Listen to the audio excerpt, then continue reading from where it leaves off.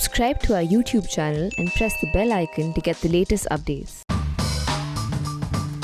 Congratulations, first of all, to all of you and to all of us, in fact. And you know, it's about the victory in Brisbane, our second successive series win in Australia. There are many remarkable things there. And I know that there is much expectation that this episode of Cut the Clutter should be about this victory. So we will talk about this victory and this series. But really, to tell you the truth, there isn't that much clutter with this series. Why? One, because we've all watched it ball by ball. Second, we've listened to commentators who are experts, that is Harsha Bhogle, Sanjay Manjrekar, Shane Warne, such as he is the worst commentator in this series, if I may say so, and others.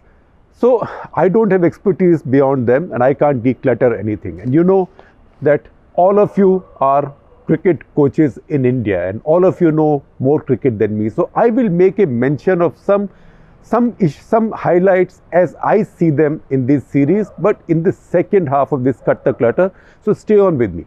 The first half, or the major part of it, we are talking about a story that surfaced yesterday, and that takes us to the region or part of geography that we seem to like, and that is the Himalayas.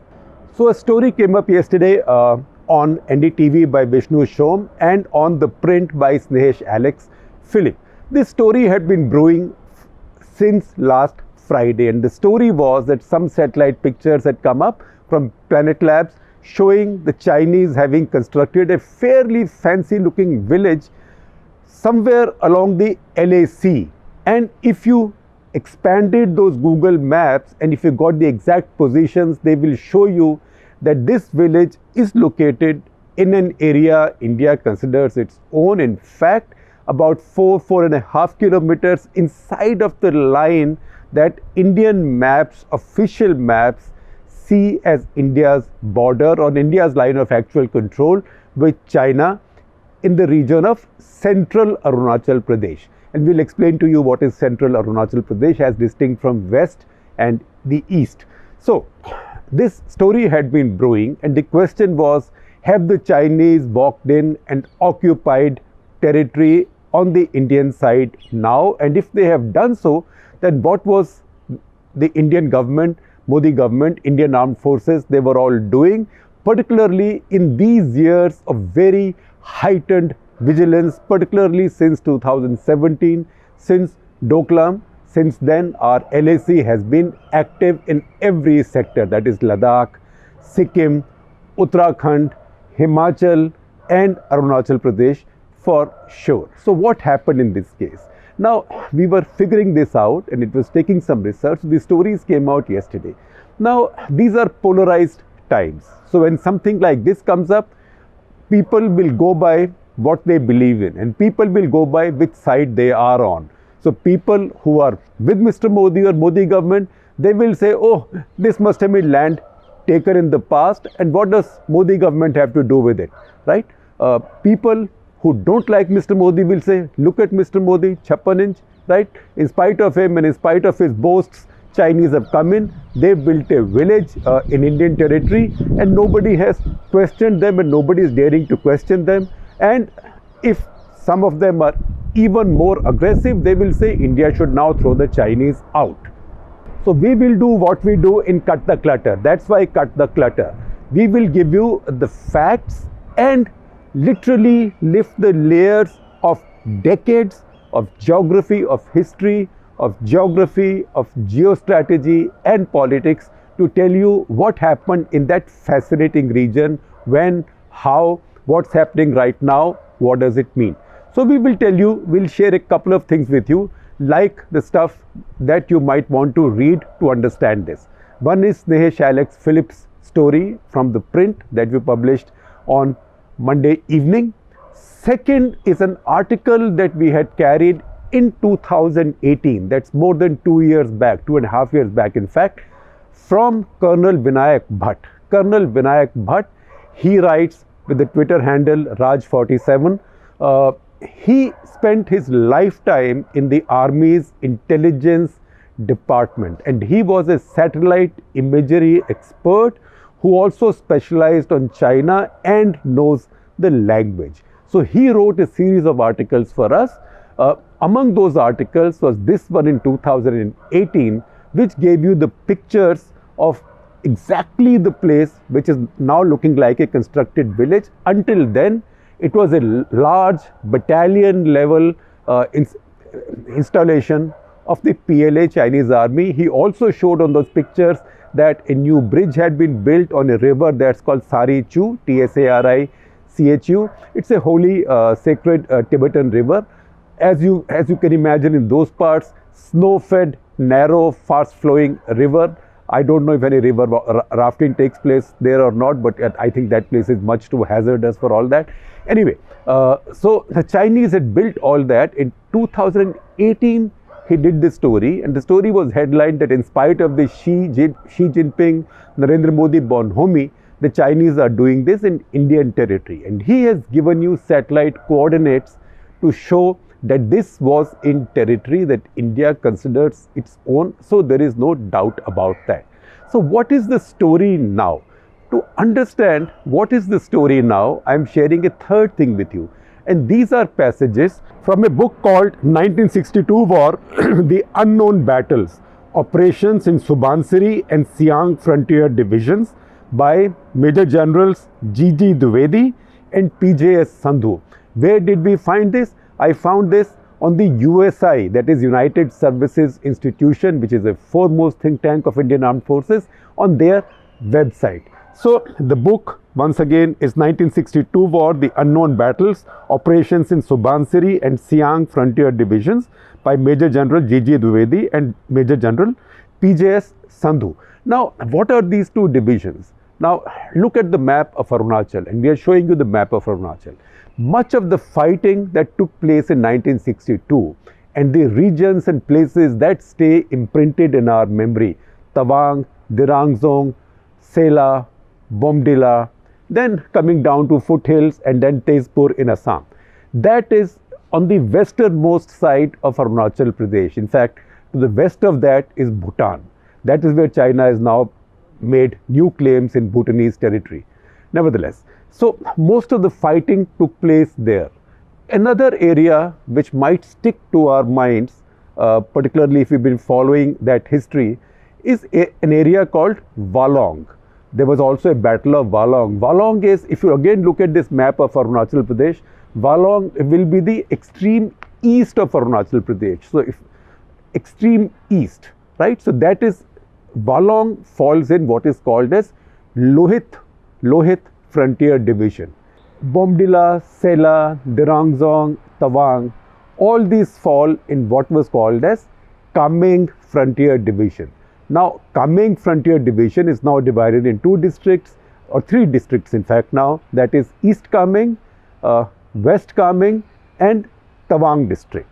So, but that is the region. So, this was the Kameng Frontier Division. Now, in the middle, there were two more divisions, and that is the central sector. So, between this western sector and the eastern sector, where heaviest fighting took place, was the large sprawling central sector in this map, and you can see this very clearly. This central sector, its width is about 300 to 350 kilometers at various places.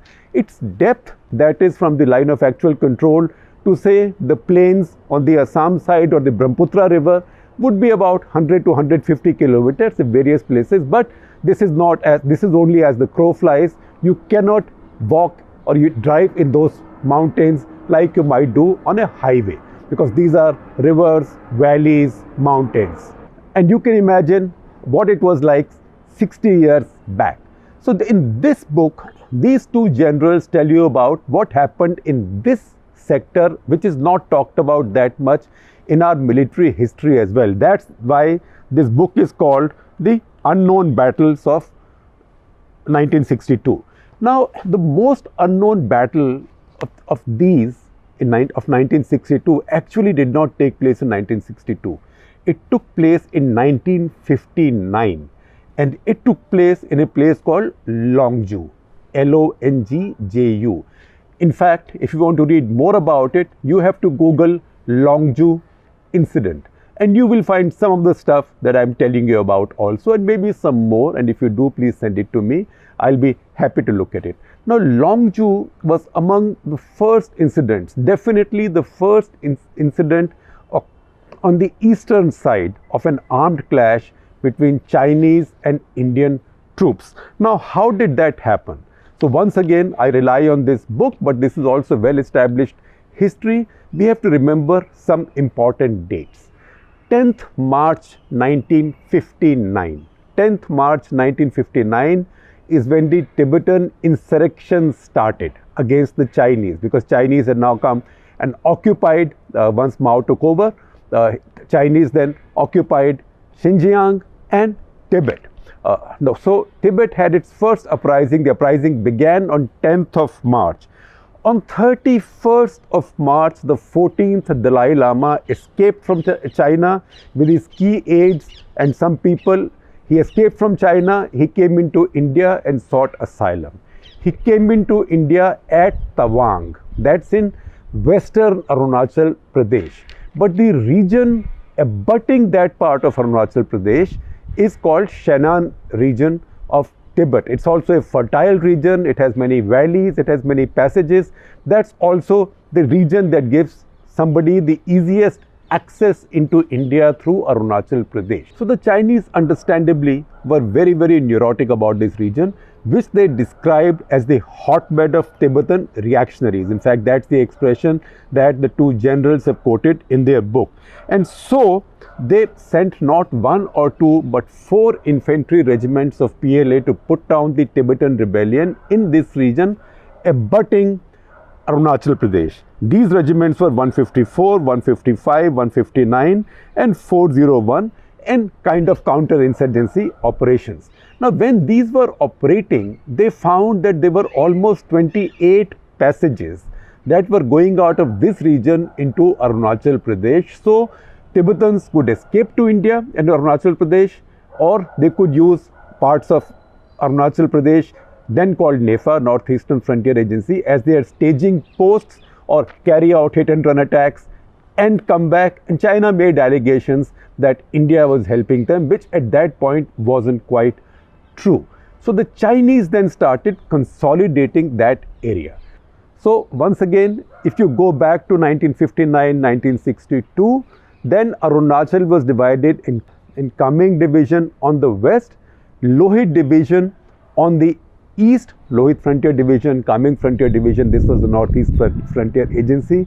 Then the Siang and Subanshiri Frontier Divisions in the center. Now remember, Kaming, Siang, Subansiri, Lohit, these are all rivers, and all these rivers are tributaries of the Brahmaputra. So each division was named after a river, because in mountains usually you will find that much that happens, from cultivation to habitation to transport to movement to frankly fighting, happens along the river valleys. So that is important to understand the geostrategy of Arunachal Pradesh. Now we have a visual understanding of the terrain and the region of Arunachal Pradesh. Then we go back to March of 1959. March 10, the rebellion starts. The Dalai Lama comes to India on March 31. Chinese discover that there are many routes from their Shannan division in Tibet coming into Arunachal Pradesh. So they start putting pressures on India, and they start also making allegations against India. On June 29, they give Government of India a protest note, and they say that your forces are occupying this position at a place called Migitun. Migitun is pretty much facing Longju, or you can say the same Longju Migitun area. Different countries, different ethnicities give different names to places. The Chinese have one set of names, Tibetans have one set of names. Very often on the Indian side we have another set of names. For example, even the river Sari Chu that we keep talking about is called by the Chinese as Gelänbang. So these names are sometimes confusing. The Chinese said that you are holding this position, which is wrong. This is our territory. This was right on the border. This was called Longju. India obviously said that no such thing. We have no such occupation in your territory. Longju is in our territory. Now, this was in Subansiri Frontier Division. Now, India at that point was really not manning this frontier well, because this was seen as a completely far away territory. In fact, Indian Army wasn't even there. Assam Rifles in small pockets was patrolling this entire region. It so happened that at this place, which the Chinese now said that they were claiming Longju, there was a tiny Assam Rifles detachment, in fact a detachment of 9th Battalion of Assam Rifles, which is a paramilitary force, which is the BSF equivalent in the eastern sector. They were managing or protecting this post. They were sitting at this post. That was more like a show of flag.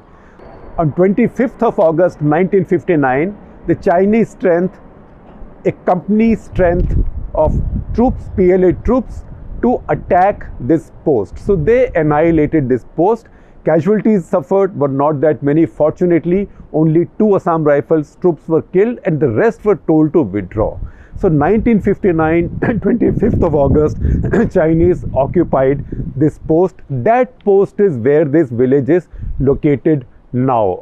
That's where their new battalion headquarters also is located now. So they took it in 1959.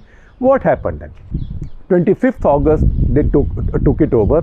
India had no reinforcements, nothing. These Assam Rifles troops had a tough time trekking back to a place called Daporijo, which was far away, and between that there is a place called Michuka, which now has a fairly sizable advanced landing ground of Indian Air Force. Not a fighter base, but advanced landing ground of Indian Air Force. So these troops came back.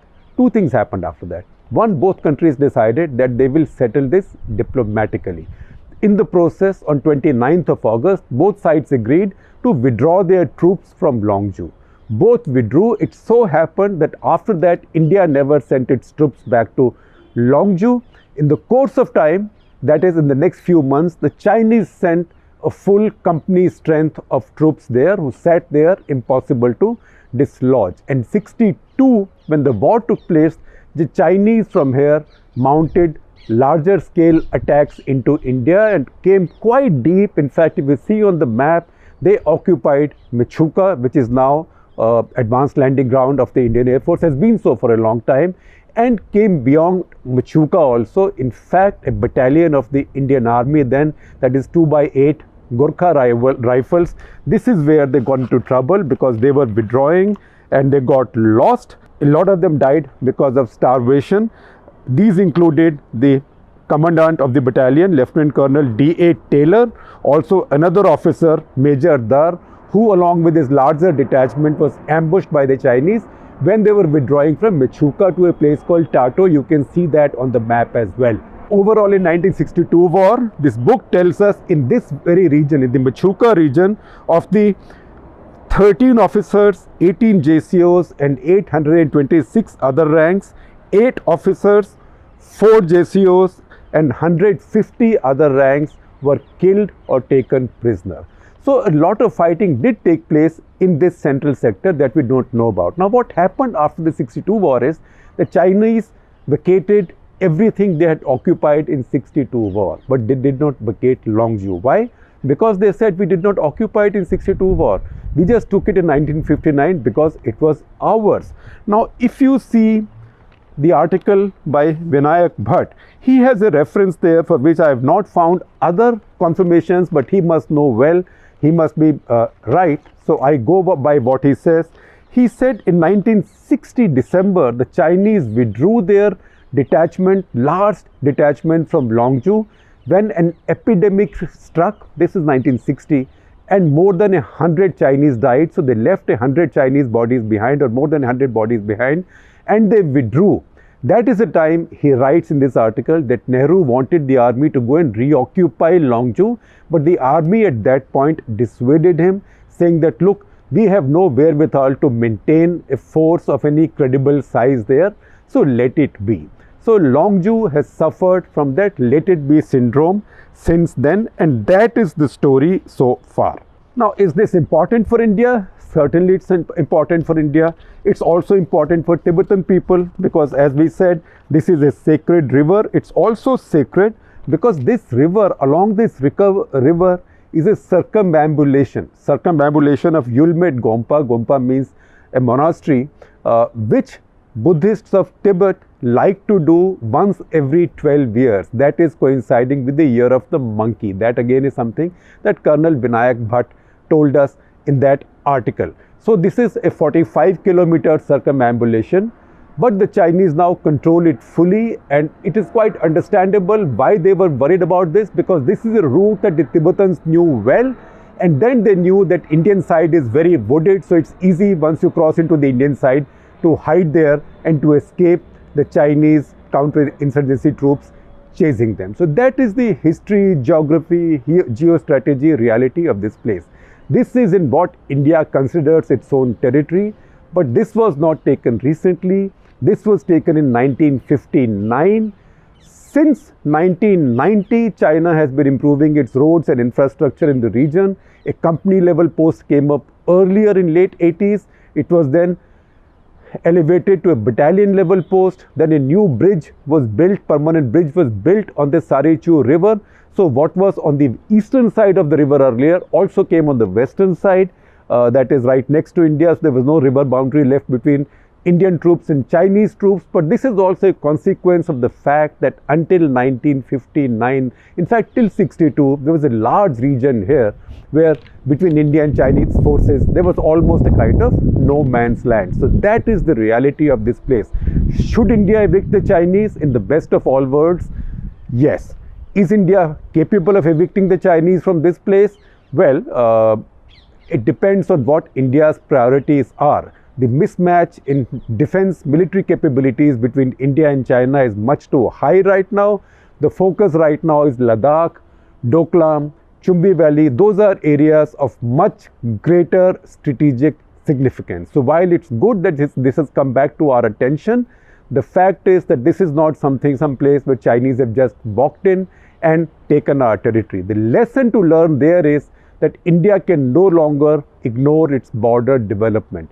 And I had written an article almost a decade back when Dr. Manmohan Singh went to Arunachal Pradesh and he reversed the old Nehru-Warrior-Alvin policy. Read that article, you will get some details of not changing too much Arunachal Pradesh, and he decided to build roads, highways, dams, power plants in Arunachal Pradesh. And unfortunately, that immediately ran into big trouble from our activists, including his activist environment minister at that point, Jairam Ramesh, and many others. And all those projects got stuck. Very unfortunately, it is now that many of those are finding steam. Now you might say at this point, environmental issues are being ignored far too much, which is also a reality. But I think that is the response that you always expect when excess of something takes place. Under UPA2, there was excess of environmental activism and the government was too weak to counter it, although Dr. Manmohan Singh saw the need to do this. So it's a good thing now that India is also building infrastructure in that area. So more important than evicting the Chinese from some place, a tiny place which they've had since 1959, since 62 years ago, it is important to now secure what India already has along the line of control and to make it more defensible. Now, because I had promised that I will come back to cricket, I am coming back to cricket, but not more than for a minute or two, because you know all about what's happened and you've been hearing and watching and reading experts. So a few highlights as I picked those up. Number one is the line that Tim Paine spoke to Ravichandran Ashwin in the previous test match in Sydney, when Ravichandran Ashwin and Hanuma Vihari were playing those great defensive innings to save that text. He said, "Come to Gabba now, head." Bad word. Normally I would not even speak this much, but you can fill in the blanks. So I'm not speaking out the full 4 letters of the first half of the word, but head. Come to Gabba, head. I will see you. And Ashwin then said to him, I'm waiting for you to come to India. That will be your last series. So what happened? Ashwin was injured. He didn't play. He wasn't even needed to play. India went to Gabba, whatever Tim Paine may have called Ashwin, and India defeated Australia at the Gabba for the first time in 1988, and since 1988 for 32 years Australia had not lost a match there. So think of the irony. Second important thing, that Gabba is not just the most impregnable fortress of Australian cricket. The highest score chasing to win in the fourth innings at the Gabba was 236, and that was in 1951 by Australia, because this is a pitch that cracks up and becomes quite nasty by the fourth innings. India chased 329 and looks like quite easily. Then with Cummins, Stark, Hazelwood, Lyon and also Cameron as the reserve seamer, this was the toughest attack to play. Against this, India came out without some of its best batsmen, especially Virat Kohli. Initially, Rohit Sharma was injured, so he could not get a start in the series, and then Hanuma Vihari got injured. And then against the Australian batting lineup with Warner, Smith, both back, Labuschagne now doing very well, India essentially played not even with a second string attack, but in some cases by dipping into the bench strength even beyond the second string. So look at the Indian bowlers who were missing. Ishant Sharma, Bhuvneshwar Kumar, Mohammad Shami got injured during the series. In the first test itself, Bumrah got injured by the third test. Umesh Yadav got injured, again hit on his hand in the first test. Saini got injured while playing in the fourth test. Ashwin got injured in the third test.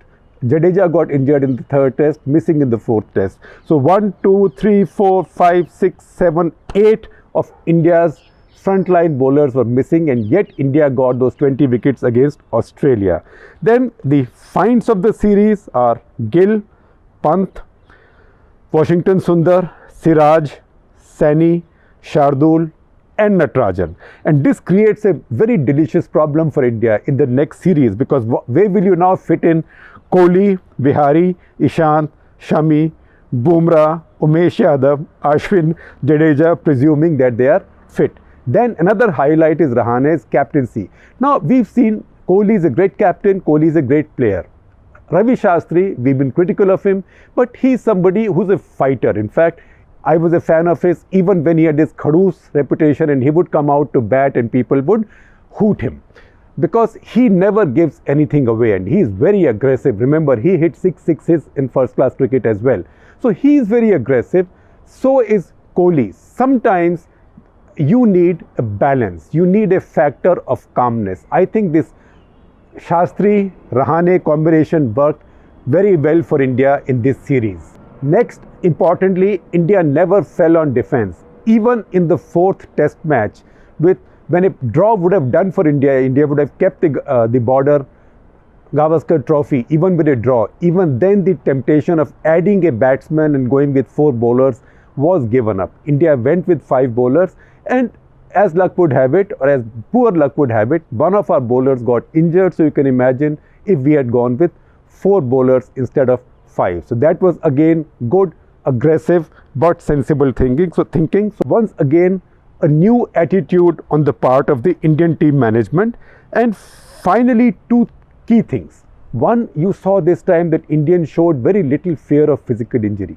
3 of the Indians got injured while playing, hit by a fast bowler, essentially by Pat Cummins. That is Umesh Yadav, Mohammad Shami and Ravindra Jadeja. 3 frontline bowlers got hit and fractured their hands. In spite of that, others were willing to take it on their bodies and go on playing. Of that, Pujara stood out because he took the most punishment on his body physically and stood there to tire the fast bowlers out. And for me, a very special highlight, I've had a regret for quite some time now that Indians, when we are traveling overseas, particularly in Australia, England, South Africa, New Zealand, we don't show the ability to last the second new ball. If you see the last 3 innings of this series, India have shown that new ability to last out the second new ball. In fact, even today's test match was won by batting out against the second new ball.